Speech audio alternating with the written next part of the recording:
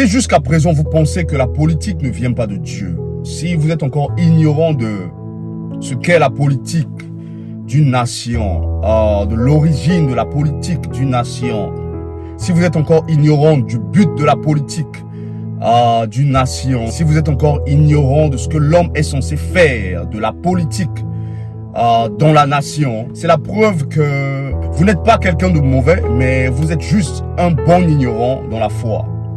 Et cette ignorance est sans doute le pourquoi même nos chefs d'État ne savent pas qu'ils sont serviteurs de Dieu. Ils ne savent pas quoi faire à la tête de la nation. Cette ignorance est aussi sans doute la raison majeure pour laquelle les princes des gouvernements et les chefs d'État sont incapables d'élever la nation, selon ce qui est écrit aussi, que c'est par la justice qu'une nation s'élève. Nous lisons ça, mais nous ne comprenons pas. Voilà pourquoi, restez avec moi, parce que le reste de ce mois, nous allons parler politique. Nous allons découvrir la politique de Dieu pour une nation.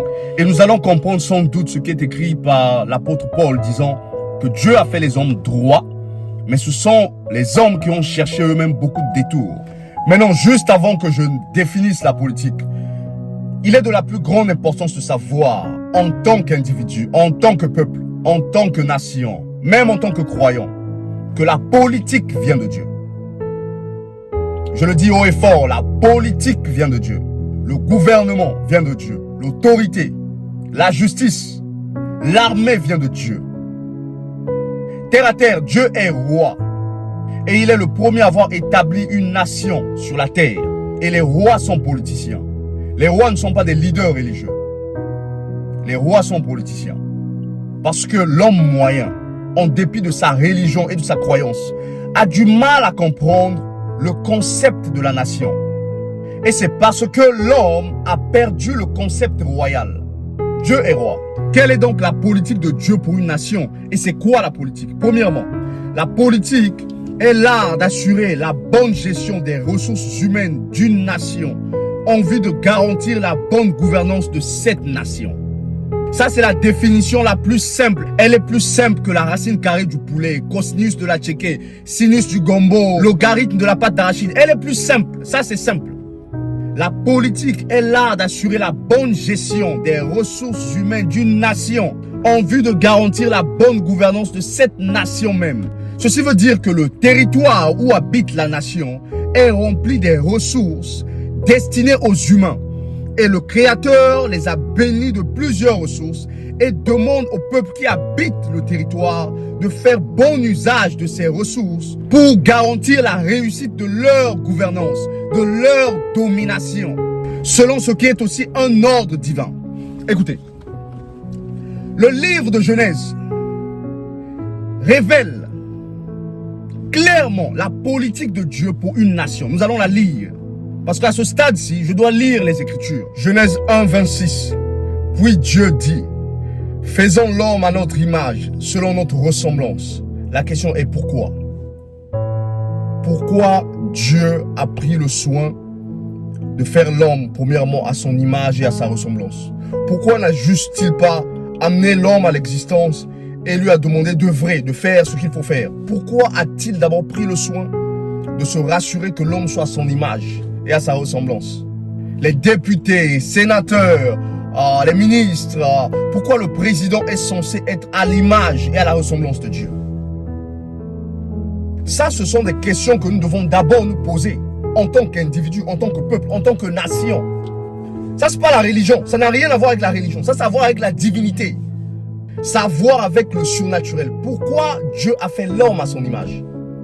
Parce que si les leaders politiques sont à la tête de la nation et sont ignorants de pourquoi même l'homme est à l'image de Dieu, pensez-vous vraiment que de tels hommes pourraient diriger la nation et amener le peuple de rien à quelque chose, amener le peuple à l'endroit où le Créateur veut que le peuple soit?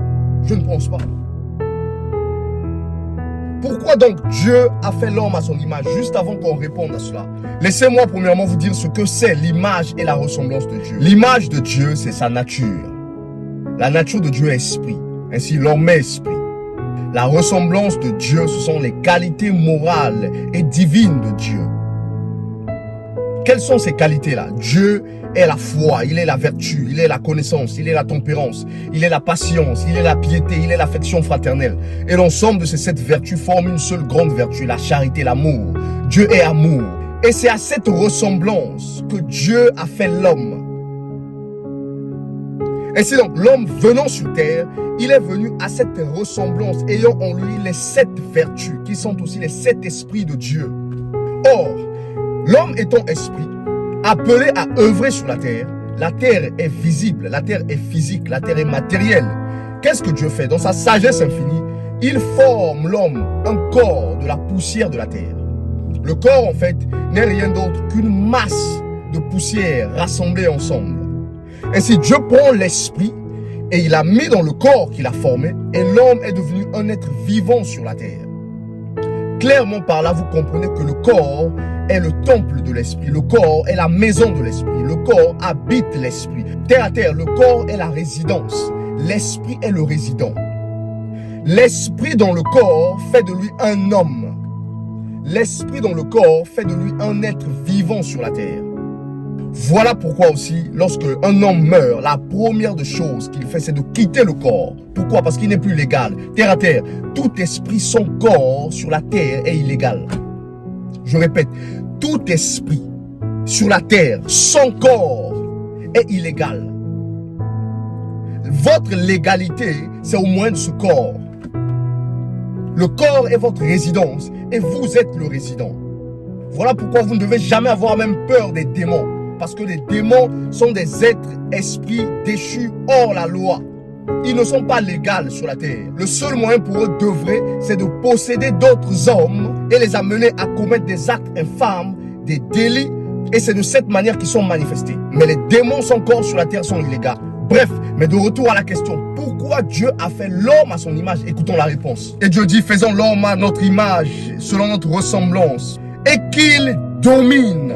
Non, non, non, non, non. Et qu'il aille au ciel, et qu'il domine.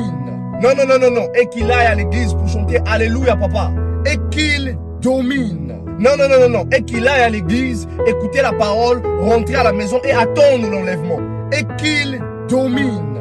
Non, non, non, non. Et qu'il aille à l'école, trouve des diplômes, ensuite trouve un boulot et qu'il travaille le reste de sa vie jusqu'à ce que la retraite le frappe et il attend la mort. Et qu'il domine. No.